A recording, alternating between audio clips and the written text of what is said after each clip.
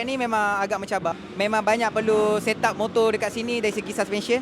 Tapi saya percaya semua orang baru sini. So masing-masing mencari setting dan juga set up yang terbaik. Track agak technical dan juga mempunyai economy speed.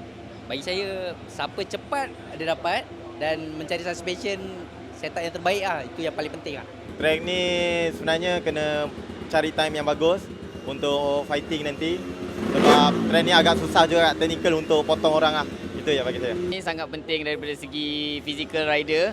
Rider perlulah fit untuk berlumba selama 16 pusingan kat sini, and perkara kedua yang paling mustahak bagi Mo sendiri ialah suspension motor, di mana track ni demand suspension yang sangat tinggi sebab kita banyak rolling and banyak high speed corner. Banyak improvement daripada kita kena improve pada braking kita, lining kena betul dengan throttle kena baik .